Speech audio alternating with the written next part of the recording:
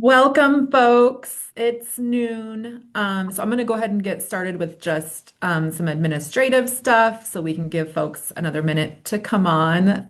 Thank you for being so prompt. I don't know if I've ever been with a group of people who have been so early to a Zoom. So I think y'all are the people that keep your local units of government running, and you're probably very on top of it, people. But thank you for being here. My name is Amanda Pancaw.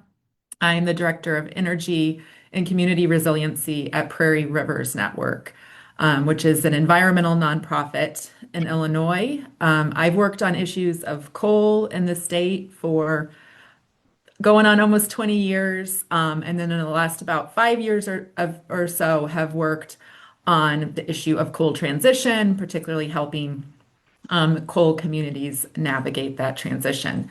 So we're here today for the first of a three-part grant readiness workshop for the Energy Transition Community Grant Program. We are going to record this so you can share it with other folks in your community. You can go back to it if you need to. So the recording will be sent out after this, along with some other links to things. So if we put stuff in the chat, don't worry about copying and pasting it. We will make sure to get that out to you in a follow-up email. You can put questions in the chat as we go. We will end with questions today. We might answer some of them in the chat as we go, but we'll do all questions at the end if you want to come off mute and ask them, or we can just read them from the chat. So I think that's it for administrative stuff. So we're going to go ahead and dive in. We are joined today by Matthew Swaine with the Department of Commerce and Economic Opportunity. You will mostly be hearing from Matthew. I'm going to do just a bit of introduction, and then I'm going to come back at the end with a bit of wrap up before you hear questions. So again, this is the first of a three-part grant readiness workshop series. Today, we're going to be diving in on phase one of this grant. For folks who are familiar, it's a two-phased grant. Phase one's very easy, but we're going to dive in so you know all the bits and pieces of it today. The workshop number two is going to focus in on more grant planning. And so what we mean by this is we're going to look at some example uses of the grant. We're going to talk about how this grant can tie into other maybe local or regional community and economic development plans. We're also going to look at other state grants that might complement this grant or that your community might be interested in. And then phase three of the grant, we have not yet set a date for this one. This one will happen after phase one closes and before phase two of this grant opens. So you'll hear more about the timeline for 2026 this year. This grant will be scheduled at a later date. So again, today you're going to hear from Matthew Swaine about an overview of the grant program, and then he's going to focus in on phase one. What happens in phase one? What do the different grant documents look like, and how do you get them submitted? And then some helpful hints about phase one. I'm going to come back and talk a bit about technical assistance and a bit more about workshop number two. And then again, we'll go into question and answers. So a bit of history about this grant program. So in 2019, 4 coal plants closed in Illinois very abruptly with like 3 months notice. The Coffeen coal plant in Montgomery County, the Hennepin coal plant in Putnam County, the Duck Creek coal plant in Fulton County, and the Havana coal plant in Mason County. And so this was at the same time that the state was negotiating a big energy bill, energy legislation. So I've been working on this issue for a long time, as I mentioned. I came together with other local partners, nonprofits, and together with some of those communities that I mentioned, we started talking to state legislators, to the governor's office, to policymakers about what this energy transition meant for coal communities and natural gas, other fossil fuel communities, and how they were impacted. So from that effort, and so I did want to say, so that happened in 2019. So those counties that I mentioned, they are no longer eligible for this grant based on those closures because there's a 6-year window. So if you know folks in those communities, you can thank them for their advocacy back then because that helped make this grant program happen. So when that bill finally passed in the fall of 2021, it included the creation of the Energy Transition Community Grant Program. There's a few other things in that bill for coal communities that I'd love to chat with you about too, if we haven't already. So that next summer, DCO put out a request for information. Many of those same communities gave input to DCEO on what this grant should look like. So what you see today was informed by many of those folks as well. And then we've had 3 years of this grant. There was a 2023, 24, and 25 grant program. So we are in year number 4 for the 2026 grant program. Matthew will have a few updates about the 2025. I know many of you are anxious to hear more about that, so he is going to touch on that today too. But for the most part, we're talking about the 2026 grant program, what will largely look similar to 2025 and past years. So broadly, just to make sure that you're in the right place, that someone didn't forward you this email and you hopped on thinking it was a grant, but you don't live in a fossil fuel plant community or a coal mine community, this grant might not be right for you. So if you live in a community within 30 miles of a fossil fuel plant or a coal mine that either has closed or will close in the last 6 years or the next 6 years, you're eligible for this grant. You have to be a local unit of government located within, again, 30 miles of that facility. A few other things, Matthew will get into this in more detail, but you do need to be in good standing in the state's grant portal. If you don't have a grant portal application or a grant portal account, you could make one, or you could join in with another local unit of government as a sub-applicant on their application. And again, we'll talk more about that. We'll also talk more about the fact that you will need a letter of support to apply from the host community for each coal facility. And we'll talk more about what that means. So now I'm gonna go ahead and hand it to Matthew. And Matthew, do you want to share your slides or do you want me to share them for you? I can do whatever's easiest, honestly. So if Why it's don't easier I for you, let you do it? That way you can just click forward when you're ready and you don't have to say next slide. okay. So you should have co-host ability. All right, let's see.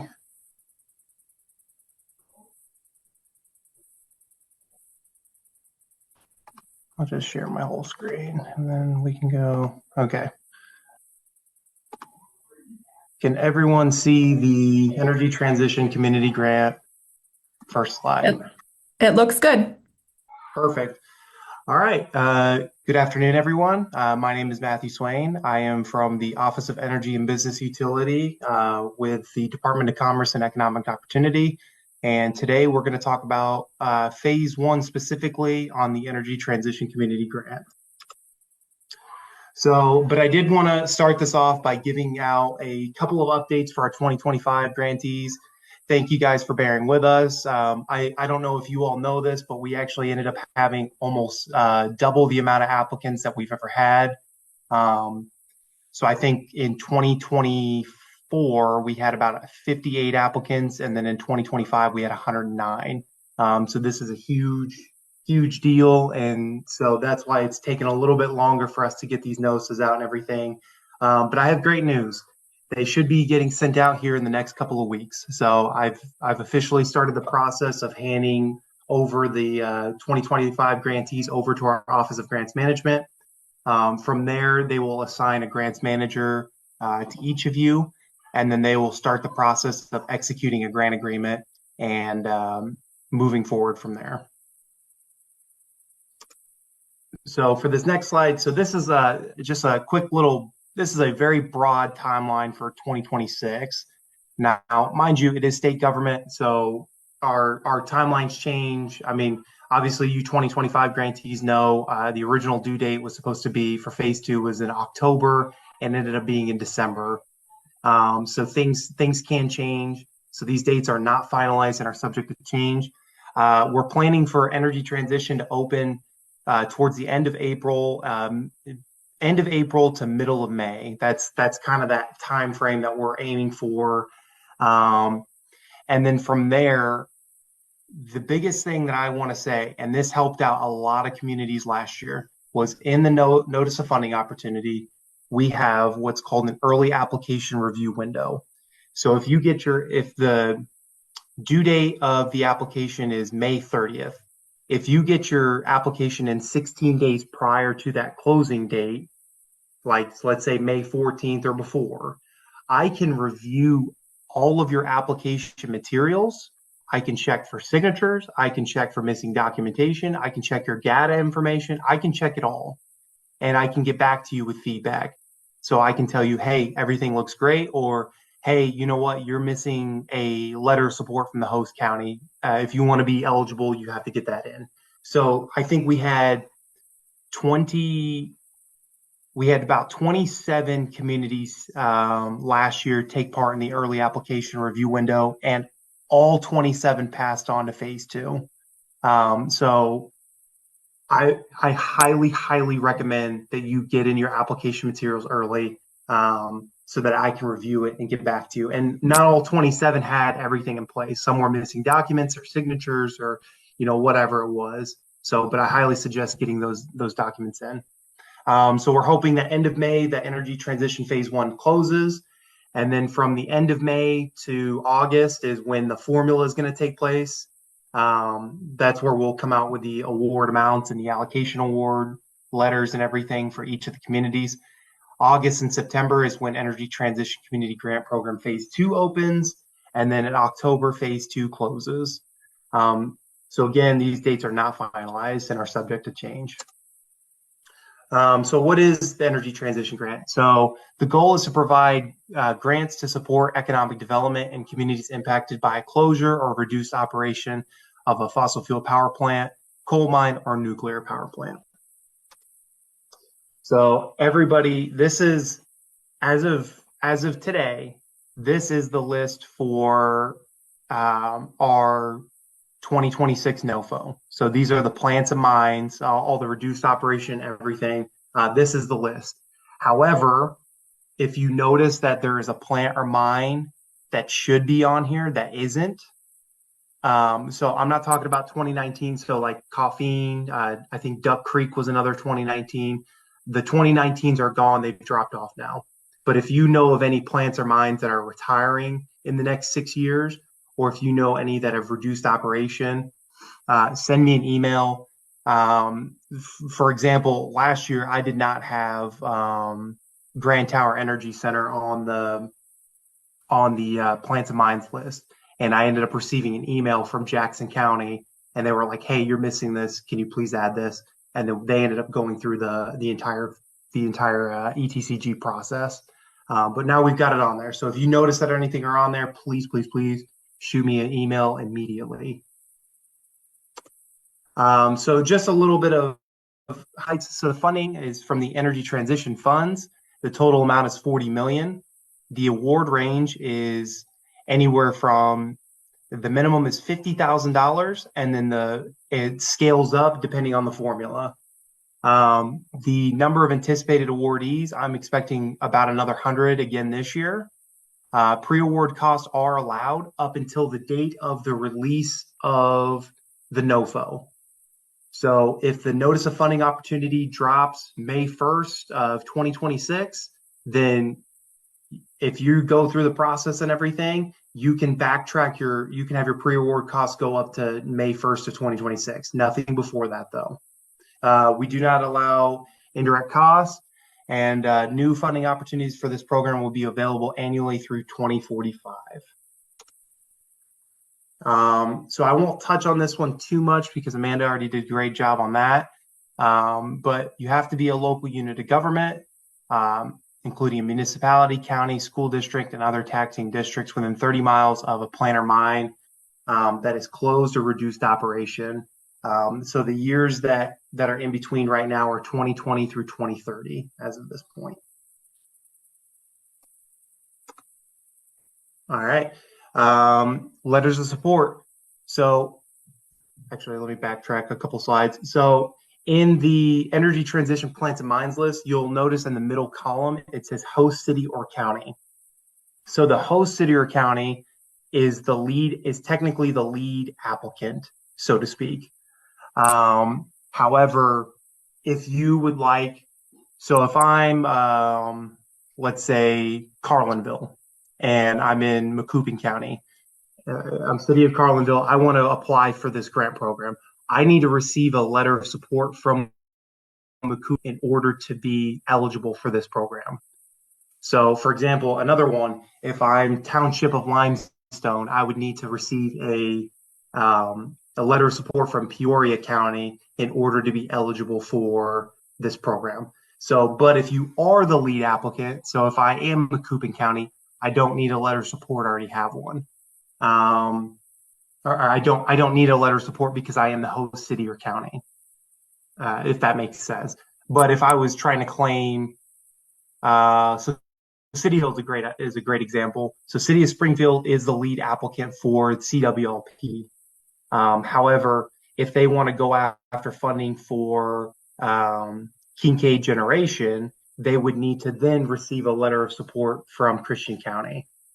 So I wanted to just highlight that real quick before we get on to the letters of support. So if you are not the host city or county, you will need a letter of support from the host city or county. It needs to be on official letterhead of the host city or county, and it needs to have a signature, whether a county board member, a mayor, a treasurer, etc. So this is an example that we received last year. So this one actually is from Sangamon County, but Sangamon County is not a lead host or county. However, they did provide a letter of support. So this is an example. I really liked it because it shows the letterhead as well as it shows the signature as well. And it just says, I'm writing in support for Mount Pulaski CUSD number 23 application for the Energy Transition Community Grant Program. So it just needs to have those little details in the letter of support to be eligible. GATA portal. So applicants must make sure they are pre-qualified before applying. Applicants not pre-qualified at the time of review will be issued a denial letter. So pre-qualification denial reasons are your SAM.gov account isn't up to date, you're on an Illinois stop payment list, you might be on a federal delinquent list, etc. And so it could be any number of reasons. So just make sure you get into the GATA portal, just make sure everything's up to date and that you are not being disqualified or like putting time into your phase one application if you're just going to end up getting denied because you're on one of these issues. And if you do the early review window, and I notice that, hey, it's May 10th, and I did the early review window, and I see that you're not pre-qualified, I will let you know so that you can go in and try to get pre-qualified before the closing date at the end of the month. So just keep that in mind as well. All right, so I get asked this question all the time. What can grant funds be used for? So eligible uses for grant funds include, but are not limited to, research, analysis, and planning regarding economic impact reduced or ceased operation of the regional facility, environmental remediation of sites of closed facilities, other local infrastructure improvements, marketing or tourism, recreation opportunities, business development initiatives, workforce development, investment for construction and improvement in local job training facilities, financial assistance for unemployed or underemployed, public health initiatives, and other initiatives to address the economic and social impact of the reduced production or closure of regional facilities. So really, there's a lot of this. It's very open-ended. So there's so many different project opportunities out there that you can take. If you ever have questions though, and you're like, hey, I'm not sure if this project will actually be okay or not, if it'll pass, just go ahead and shoot me an email. I'll let you know. I'll say, hey, I'll give you a yay or nay on whether or not that project looks like it'll get through the processes. All right, so phase one overview. So the required documents for phase one are the phase one application, the letter of support if applicable, the tax data if applicable, uniform grant application, conflict of interest statement, and the mandatory disclosure statement. So I had a couple people denied last year in phase one because they were confused about the phase one application and the uniform grant application. These are two separate documents.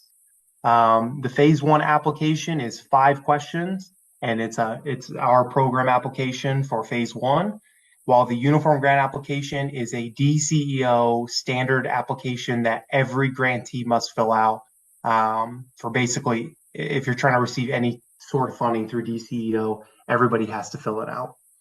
So don't get confused on that. I will talk a little bit. We've already dove into the letter of support, but I will talk a little bit about the tax data in a couple of slides.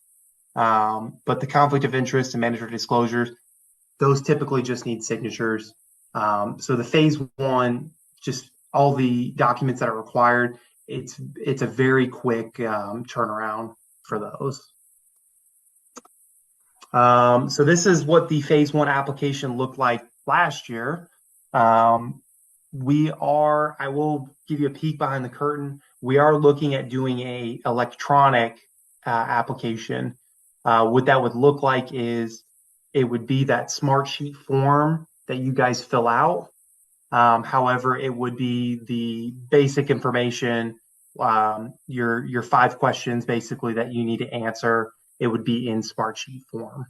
We're still tinkering around with that, so that's not 100% green light yet.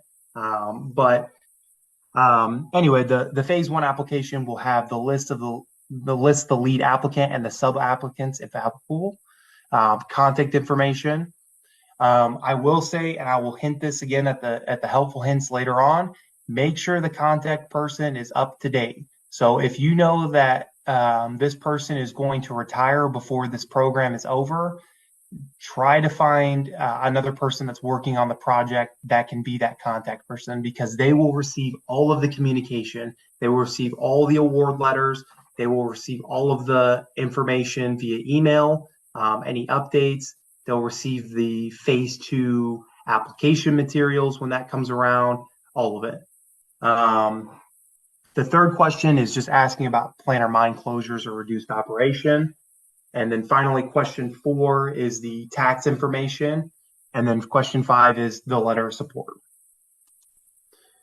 So tax and parcel table, this table is optional, but submitting this may increase the overall award amount. So if you are within 30 miles of the planner mine and you are receiving tax income from the planner mine closure, I would highly recommend that you submit this a table like this.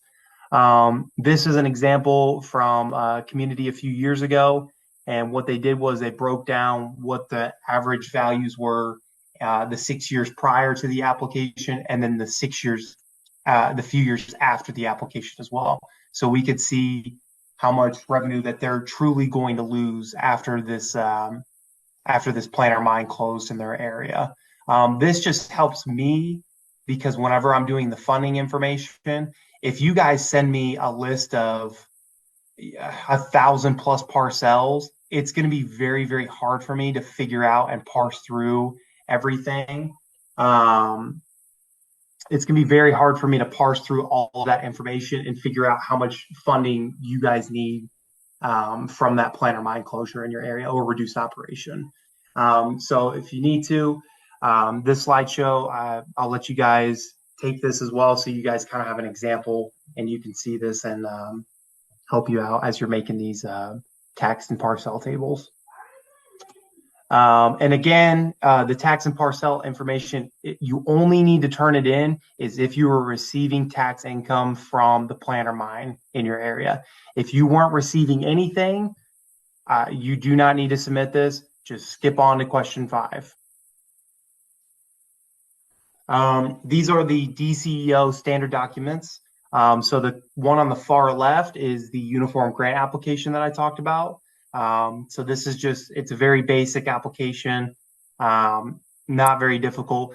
There is a question in there that I get asked a lot of times is people will ask me, it says total funding requested. And honestly, because it's a formula based, I don't care if you fill that question in. I don't care if you just put the total project amount in there. or if you just put in like your previous year award amount, it's all subject to change. But then the two on the right, the mandatory disclosure and the conflict of interest. If you have any conflict of interest, just put those, and then all you have to do is just sign a date on those forms as well and turn those in. This is what the typical Smartsheet submission form looks like. So you'll receive a link, and basically you'll click on the link and you'll fill out all the questions in here. So like your legal name, your EIN, GATA ID number, and then it'll also have information for making sure that you're turning in all of your required documents. So there'll be a drop down at the very bottom that'll say upload files. From there, you want to drop in, like if you've got a letter of support, if you've got an application that you need to drop in, your uniform grant, conflict of interest, all of those, you will drop those in. But just remember that Smartsheets only allows up to 10 uploads. So if you need to make sure that you're condensing or combining documentation. So last year, I had an individual that tried to turn in 15 letters of support, and only 3 of them went through because they reached that 10 document limit. So just make sure that you're planning ahead and combining documents, especially when it comes to letters of support. You can easily combine those into one document. All right. Another question that we get asked a lot is, should I be a single application versus a joint application? So a single application, you're responsible only for the reporting of the sole applicant. Your team has the capacity, experience, and staff to manage the project alone. It avoids complex agreements and coordination with external partners. If you are a single entity and you know you don't have the capacity to meet the reporting needs of the Department of Opportunity, I would say go be a sub-awardee from a joint applicant. So this means the lead applicant is responsible for all the reporting of the sub-grantees. Typically, if the project is going to span multiple jurisdictions, communities, or organizations, that typically is a good sign to do a joint application.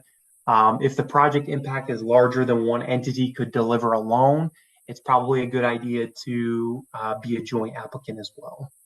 But if you have any questions about being a single applicant versus a joint application, or even being a sub-awardee, please shoot me over an email. I'll be more than happy to kind of guide you as you're going through this process.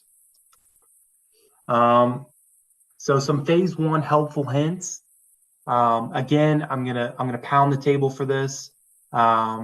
Get your application 16 days before the closing of the phase 1 application period.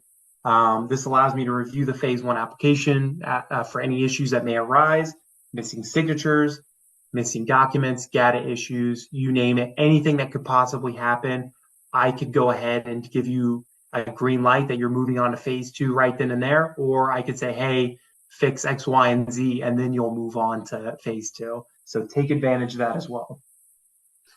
If you are a joint applications, you need to have letters of support from the applicants that are joining the lead applicant.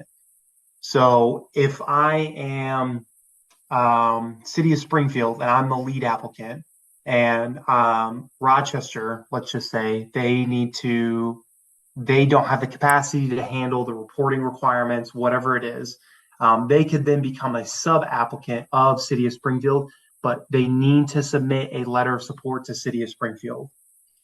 Because we don't want to just have, I'm listing, 15 joint applicants with me, but then we don't know whether or not those applicants know what they're getting into or not. So we need to have a letter of support.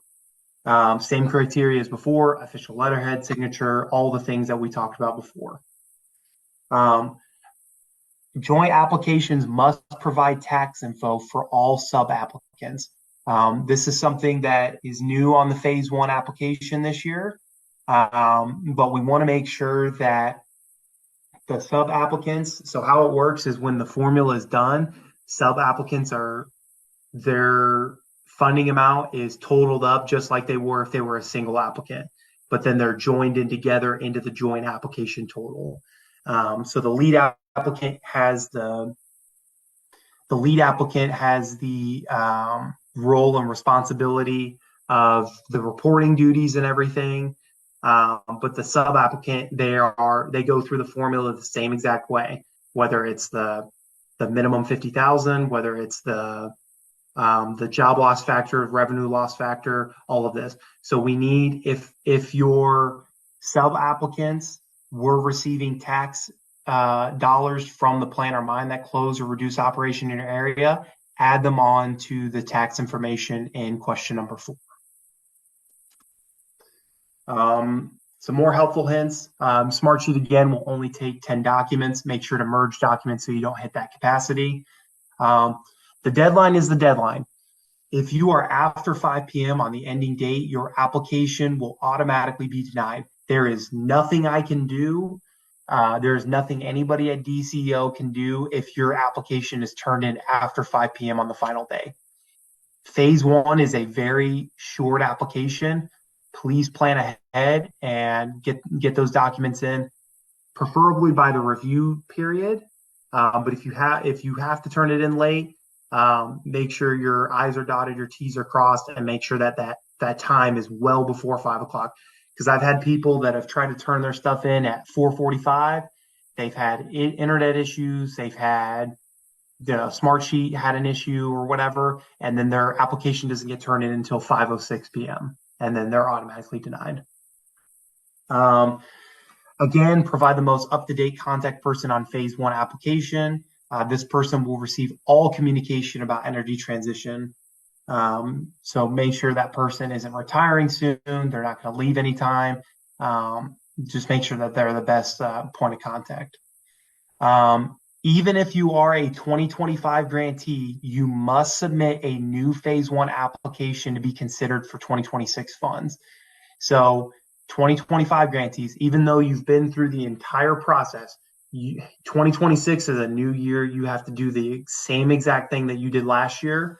You have to go through phase 1. You have to go through the phase 2, all of that is stuff. So you don't have to have the same project necessarily. You can have a different project, or you can have different ways that you're using the funds. However, you still have to go through the process the same way. All right. Finally, we are here for you. The best way to contact me, I will always say, is my direct email, the matthew.swaine@illinois.gov. However, I do monitor the ceo.cjcom transition email as well. I just typically don't receive as many emails on the CJCom transition email.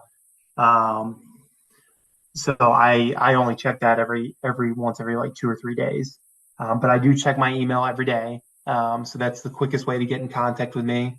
You will receive communication, official communication, like award letters or, hey, you're passing on to phase 2, anything like that. You will receive official communication from the CEO.CJCom transition email. All right. Amanda, I don't know if you want to do questions now or if you want to wait until the very end, but I did have this slide in here. Yeah, why don't we wait till the end? I have just a few more slides, and then we'll dive in on questions. So please put them in the chat, and then we can run through them. You're also going to be welcome to raise your hand and come off mute and ask questions. But real quick here, I've just got a few more things to share. This pretty much just reiterates Matthew's last slide. I'm going to talk about technical assistance from both DCO, myself, and some ideas within your communities. So you're hearing it for the 4th time now. You can submit your application 16 days early, and Matthew and his team will review them. So yeah, we want to make sure folks are aware of that. I know last year some people didn't take advantage of this because maybe they were waiting on a county board meeting and that's where they were going to get their letter of support approved.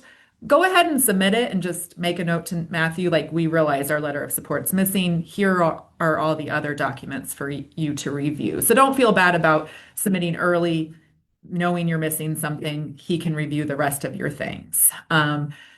Yeah, everything here is his contact information. If you are new to the GATA portal, DCEO does have some training, new user guides and things.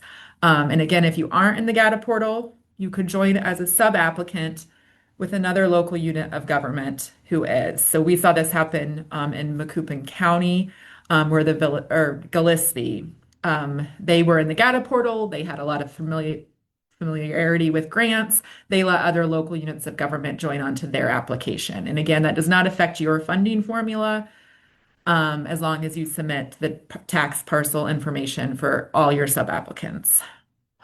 So a little bit about Prairie Rivers Network. Again, I've been involved in this grant program since it was just an idea, since the legislation was being written and passed. So I continue to just help educate about the grant and help community, particularly new applicants, smaller local units of government that maybe have never done a grant before, helping folks learn about this. So I do make a grant fact sheet every year, and my coworker Randa is going to put last year's fact sheet in the chat. It's just one page. This is a great thing to print off. If you need to bring it to your city council or your county board, or other local units of government, it's a great place to start the conversation. And I usually prepare a frequently asked questions document during both phase one and phase two. So I'm talking with Matthew, I'm talking with a lot of you. I'm monitoring those questions and putting them into an FAQ. So for example, some of the questions we get from you today are going to help inform this year's FAQ. If you registered for this Zoom, you will get a copy of this fact sheet for 2026 when it's ready and the FAQ. I also have example letters of support. That one Matthew put up on the screen there, I think was probably written by me. I'm happy to, because we don't need to reinvent the wheel. I know probably about every single coal mine and coal plant in the state. I can help you write your letters of support about the impacts of those facilities. And once you get into phase two, I have some example stakeholder language. You're going to be required to do stakeholder engagement. I will make those available to folks. I'm also happy, I live in Central Illinois. I'm also happy to visit your community, sit down at a table with you and other folks to walk through the fact sheet. I could do this over Zoom. And then as the grant happens, I'm just like Matthew, I'm available via email. I will give you my cell phone number. I pick up if I can, and happy to answer questions. If I don't know, I'm going to pass you to Matthew. If I'm not sure, I'm going to pass you to Matthew, but want to help where I can. Other technical assistance opportunities. We're on year 4 of this grant. There's a lot of communities that feel really comfortable now. So maybe some of those are in your area. Reach out to them, ask what their experience has been, ask questions of them. I know a lot of regional economic development councils and commissions have been involved in this grant program, including Southern Five, Greater Egypt, Greater Peoria, as well as others. So reach out to Greater Wabash, reach out to those staff and see if they can help you. Many of our rural communities don't have local economic development staff. The county I live in does not, but some do. So if you've got a local economic development person, they're probably familiar with grant applications. They can help you. And then I do suggest that you try not to take this on alone. Even having 2 people that are working on it together where you can double check things can help. And so just suggesting that you can support each other in your community. And then finally, you might want to hire a grant writer. This grant does allow reimbursable costs for grant writing and implementation up to 3% of the award. So I actually might ask Matthew in the question and answer to elaborate a little bit on that. But, particularly for phase 2 and for the grant administration, once it gets going, you might want to consider hiring grant administrative support. So we're going to dive in more on grant planning and potential grant uses in our second webinar. But now that your wheels are turning about this grant, I wanted to go ahead and say a few words about it now. This is a quote from Hillary, who's Matthew's boss at Department of Commerce and Economic Opportunity. So we all want to be thinking about how this grant can help your community leverage this funding as well as other state funding to establish a pipeline of projects and opportunities that generate sustainable revenue to help your community replace and ultimately exceed the economic activity lost due to plant and mine closures. So this quote really kind of it reflects what was written into that legislation, that the purpose of this grant is to help your communities navigate the economic and social impacts of these closures. So, how can this grant have a lasting impact? So, some of the questions you might want to be asking are what projects and investments are going to create jobs, are going to increase tax revenue, are going to reduce expenses. So if you've talked with me about this grant before, we've talked about how, for example, an energy efficiency upgrade or solar at a building is going to reduce your monthly electricity costs.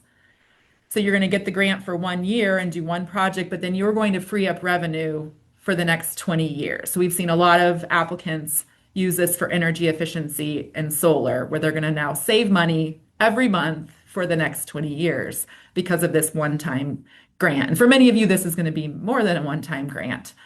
Encourage folks to talk with your area, your region about common goals. Maybe you want to pool money together for a larger, more impactful project like an industrial park or some sort of workforce opportunity. And then similarly, on the next webinar, we're going to be talking about other grant opportunities that you can use alongside this grant program.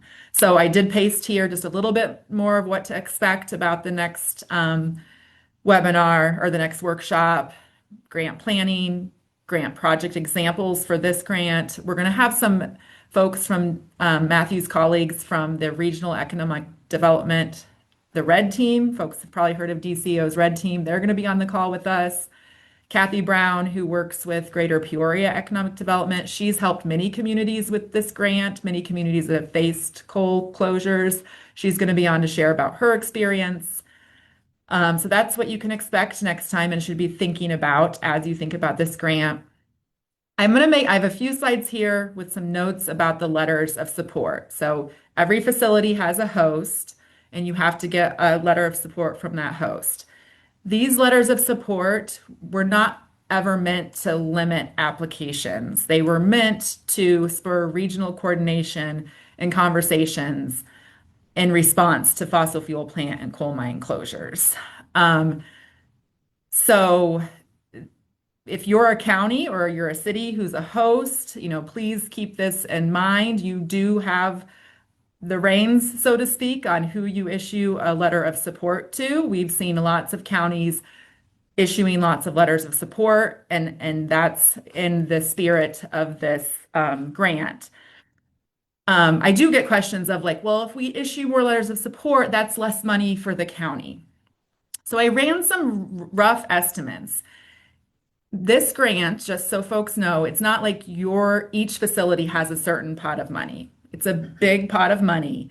So for example, in 2024, Montgomery County gave letters of support to 11 other local units of government outside the county, the school district, and the closest village. And that brought in over $750,000 for those 11 local units of government. Based off my very rough calculations, that probably resulted in Montgomery County getting about 38,000 less dollars. But they brought into their region over 750. So similarly, Macoupin County gave letters of support to a lot of local units of government. They were only going to be eligible for this grant for a few years. So that resulted in over 1.3 million coming into their county, and they probably lost about 16,600 on their county's application. So these are just rough estimates. There's a complicated funding formula. But just so you know, your regional impact can be so great if these letters of support are issued. And then one other note about the letters of support, I mentioned at the beginning of the call that the 2019 coal plant closure communities are not on the list. These were coal plants, for those of you from a coal plant community. The facility's a big taxpayer, particularly to school districts. So these communities for almost every year of the grant program, I looked specifically at the 2024 numbers. They received about half of the grant dollars that went to coal plant and coal mine communities. So they're not on the list this year. There's going to be more money going around. So if you're thinking about letters of support in your community, I guess, like simply put, like please share. If you have questions about what all this means, do use it as an opportunity to talk regionally about the use of the grant dollars. But that letter of support was not meant to not let certain local units of government apply. Um, so I'm going to share my slides. So I put my contact information along with a few of the folks on my team that also are familiar with this grant program. And again, we will share these slides out. And a lot of these links are hyperlinks that you can click on. So for example, if you come back up here and you click on that, it's going to take you um, to the fact sheet. So you will get this with clickable links to help you navigate things. All right, so with that, I think we will move on to questions. I'm going to go ahead and keep my screen up in case I want to navigate to something as we're answering questions. So I'll introduce you to my coworker, Randa, who's been taking your questions out of the chat and organizing them. Randa, if you want to ask them, I might go ahead and probably let Matthew answer most of them unless it's something I feel like I have good input on.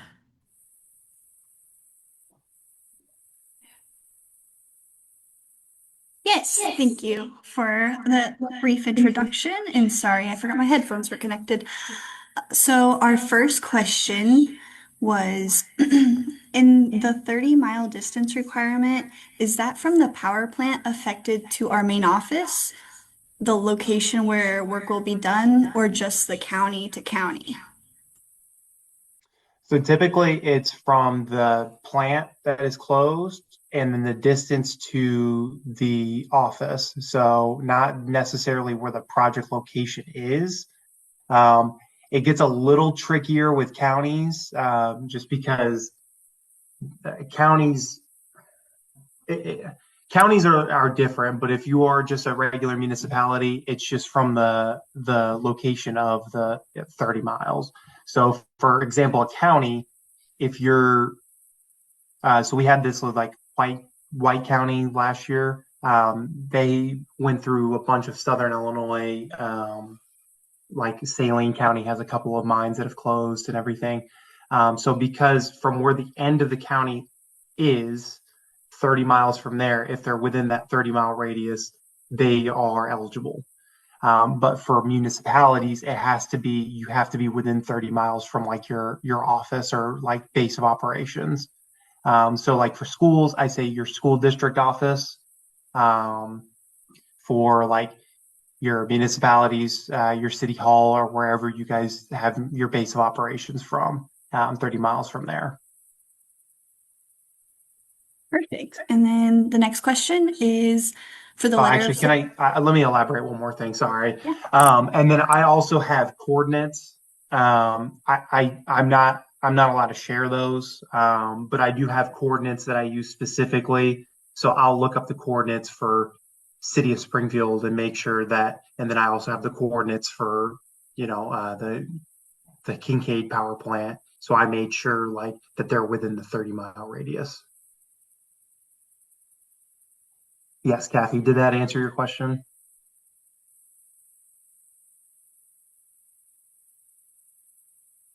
Perfect. All right, next one. Perfect.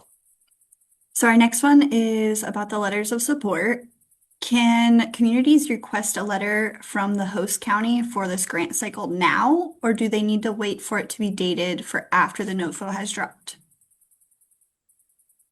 I would be fine if you go for it now, as long as it's in 2026, like it's not a letter of support from last year. I would be fine if you start getting those now. I don't see any issues for that, especially in preparation for the grant coming up. Awesome. Yeah, the prep you can do now will save you time later. Our next question, this was about the tax table. Somebody asked, where do we get that tax table? And then we did have somebody answer that they had got theirs from the county website under parcel viewer. But Matthew, if you had any other insight there, that would be great. Yeah, typically it's the parcel viewer is the best way to kind of receive your tax information. Um, so typically a lot of communities just go through the county and then the county will provide the tax parcels and everything. Um, so that's typically the best way to do it. Amanda, I saw you were. Yeah, I was going to ask, so anybody who is on the call that has gone through this process before, who is it at your county that's been helpful? Is it the county clerk, the assessor's office? Who should folks be reaching out to? Does anybody want to share?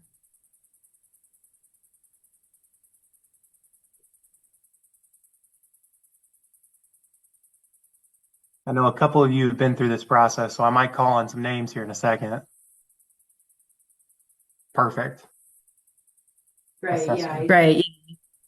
I see Mike in the chat saying the assessor's office, Val, assessor's office. Okay, thank you. That's what I was thinking, but wanted to be sure. And this is a good example of like if your assessor's like, I'm not sure what you're talking about, maybe we could have them chat with an assessor from Logan County or from another county that's been through this before. Because I have heard that before, like my county's confused on, so we've got other people saying treasurer has helped, planning and zoning. So ask around county commissioners. All right, thank you, everybody. So maybe it depends on your community. Okay, our next question is pretty straightforward. So if they are logged into this presentation, will they receive an updated application packet or should they be emailing you, Matthew? So I saw Jason put this one in here. Jason, because you went through the process last year and you're a 2025 grantee, you're already in my listserv. So what I'm going to do is everybody that applied for phase one last year that isn't like a 2019 power plant or coal mine closure, I'm going to shoot out a massive invite and basically notify you that the application materials have dropped and they're on the NOFO supplement page.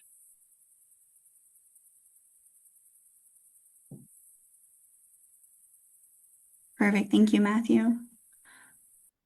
Okay, our next one is, can we apply again, hoping to use the grant funds in the same way as they did the year before? Yes, 100%. So what that actually helps. Well, it doesn't speed the process along, but it's easier for our Office of Grants Management because then they just do a grant modification instead of having to do a whole new grant agreement. Okay, and then who is the best person from the host county to request the letter of support from? So typically like a county board member, I think I said it in my presentation, and I will send this presentation out. So I'll let Amanda. Amanda, you have my presentation, correct? Yep, I do. I will PDF Matt's slides and send those out as well. Yes, yes, perfect. So like so I've seen them from county board members, from the mayor, if it's a city, treasurer, clerk, anybody within the county, like you can kind of grab in many of those important roles, you can kind of grab a letter of support from as well.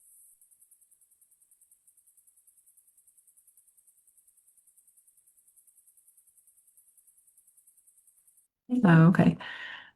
Okay, and then there's one other question here, looking for creative ways to help residents. Can we establish a matching grant through the city for residential repairs to homes, or even land acquisition for an IHDA development? Um, I love this question. You'll will have noticed from Matthew's grant uses slide that the uses of this grant are very diverse. I'm trying to pull it back up here and I will share it again. But yeah, you can establish programs to directly help residents in your community. So I have a couple examples of this, and then I'd love to have Matthew talk about these specific examples you've given. But in Macoupin County, they did something interesting. I mentioned that Gillespie had several local units of government all on one application together. They each took a certain percentage of their grant awards and put it into a joint pot of money that then they could do, some fun things with like this. So what they ended up doing was they created a business boot camp opportunity with the funding. And then with the funding, they also created a mini grant program for local events. So if a local park district wanted to host a Fourth of July event, they could apply to this mini grant program to get funding for their local event. That's just an example. That wasn't one of them, but those were a couple examples kind of along the lines of this, not quite exactly what you're mentioning, but you mentioned, can we establish a matching grant through the city for residential repairs for homes? I believe that you could. Matthew, do you want to chime in on this question a little bit more too? Yeah, I don't see an issue with that. I know for the grant, like obviously, like there is no matching requirements by the lead applicants to DCEO specifically. However, if you want to set up a grant program yourself and have matching be a requirement for those entities to receive funding, I don't see an issue whatsoever on that at all. And then what was the second part of the question, Randa?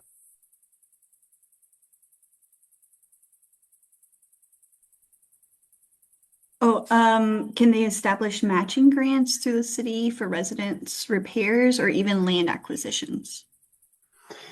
Yeah, you can do land acquisition as well, utilizing the grant for City of Springfield. That's something that they're doing for ETCG 2025 is they're doing a land acquisition project.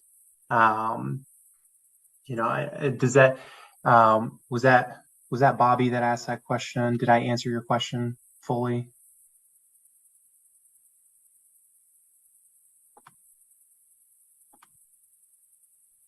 Bobby followed up with, can I purchase and then give to developers?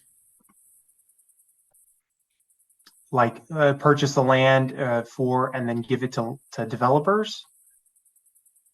Yes. I don't see an issue with that. I will have you shoot me over an email, and I will directly ask my deputy director, just to make 100% sure because I don't want to tell you any misinformation. But I don't see an issue with that. But I also it's also her department, so I just want to make sure that we're kind of in lockstep.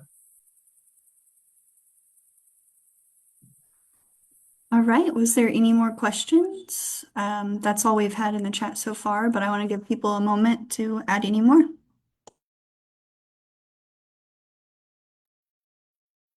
And if you want to raise your hand or just come off mute and ask a question, that's fine too.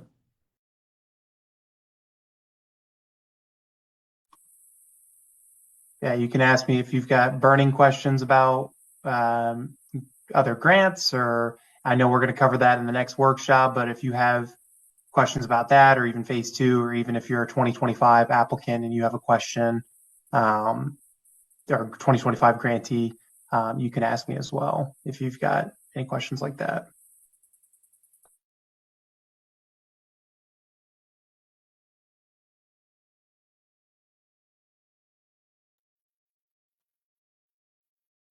All right, I'm not seeing any.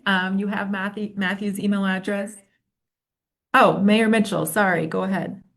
When on the 2025 we applied and we were approved, and I believe we've gone through all the phases.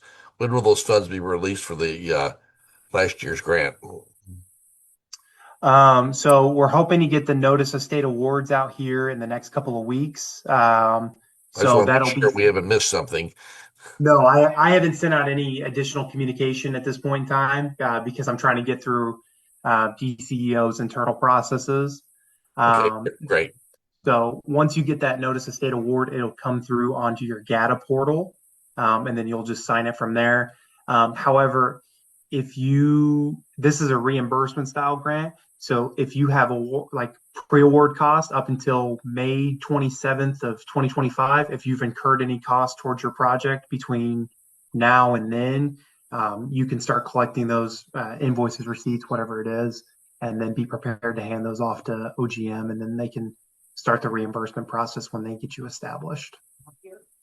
We're going to try to match these funds with a grant this year as well. But the minimum grants will be 50,000, correct? Yes, the minimum is 50,000. Well, last year we just shot for the moon and put our whole project cost of 1.2 million in case not a lot of applicants put their name in the pot, and then however you distribute it might increase the formula. And is there any opportunity for that if there are less applicants? Although it sounds like there are more applicants, but there are some that dropped off the eligibility list as well too, correct? Yes. So the Duck Creek had a ton of, I think at least 10 people were for Duck Creek. Hennepin was only one. Coffeen had quite a few. And then what was the fourth one, Amanda? I can't remember off the top of my head. Havana or Mason County. Yeah, Havana also Um, had quite a few as well. yeah, and So like for example, the Hillsborough School District has received over $4 million every year for this grant, and they are no longer eligible. So we have some big applicants dropping off of the list. So I would imagine folks will see grant awards go up a little bit. Um, we didn't talk a lot about the funding formula. It is largely based on lost tax revenue. So if you did have a tax impact, make sure you get that parcel table turned in. And it's also based on a job loss factor, which DCO does figure that themselves. But if you didn't have if the plant hasn't closed yet or the mine hasn't closed yet, you haven't had a lost jobs, you're not going to score big on the job loss factor. And then similarly, if your local unit of government wasn't impacted by lost tax revenue, you're not going to get a lot of funding there. So you're going to have still probably a $50 to $100,000 grant if you don't see those other impacts. But again, we don't know until the DCO gets all the applications for the year and they run the funding formula. I don't Um, I don't see any other mayors listed on the top of the screen. I wonder why they're not attending. Am I the only one that reads the yeah, email? well, thank you for being here. I feel like, particularly in small towns, the mayors have a big job. Some bigger towns have clerks and staff that are taking this on. But thanks for being here, Mayor We're Marshall sort of like Green Acres. If you or remember Mitchell. Mr. Drunker, we put the hat on for the grocer, for the fireman, for the Yes, postmaster. You yes, just depended. You want to talk to the police commissioner? I put that hat on. You want to talk to the mayor? yeah. Put that hat on. The liquor commissioner? I'll put that hat on. You can wear many hats. Yes. Yeah. I live in a small town too, although I'm not mayor. But thank you, Mayor Mitchell. Thank you. We did get a couple more questions coming in here. Um, Val asked Matthew, so we can proceed with costs and then ask for reimbursement later. The answer is yes, but Matthew, go ahead. I was going to say yes as well, as long as the costs are after May 27th of 2025. So if you've incurred any cost between now and then, you can receive reimbursement for it. But they won't give you the reimbursement cost until after the notice of state award and obviously the grant agreement is executed. So it might be a few more weeks until you get an actual reimbursement check. Thank you. Mike from Logan County asked, how many of the entities that have dropped off are eligible to apply under a different county mine or power plant? That is certainly the case for a few folks. I've been in contact with some folks from Montgomery County that are within 30 miles of another facility, but they're not going to likely have the same tax impact, so their grants might not be as big. But I've not run those numbers to be able to tell you how many, and I doubt DCEO has either. Yeah, Um, I don't have the numbers right now for that. I do know, I can't remember if it's Fulton County. I think some of those folks are close to Tazewell, but I just don't know if yeah, Tazewell is going to be,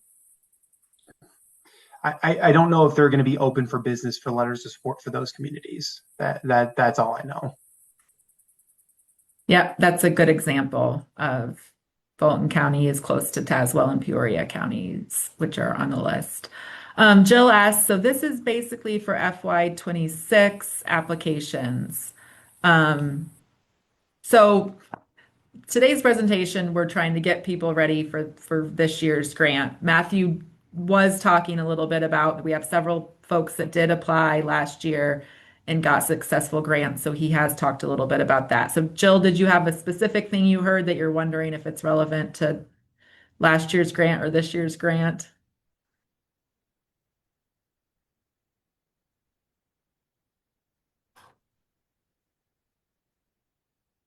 Okay. Yeah. I mean, the grant, again, this is the fourth year of the grant program. They've looked largely similar in every year. But the purpose of this is to get you ready for next year, which again, we are expecting I'm going to pull up Matthew's timeline here again. We are expecting the notice of funding opportunity for phase one to come out in mid to late April or in May. And then again, you're going to have that early application opportunity to get things in for review before the final due date. So if you're on this list, I will make sure that you know the day that this notice of funding opportunity comes out. DCO will be posting it on their website, and I'm sure sending out some announcements as well. Any final questions?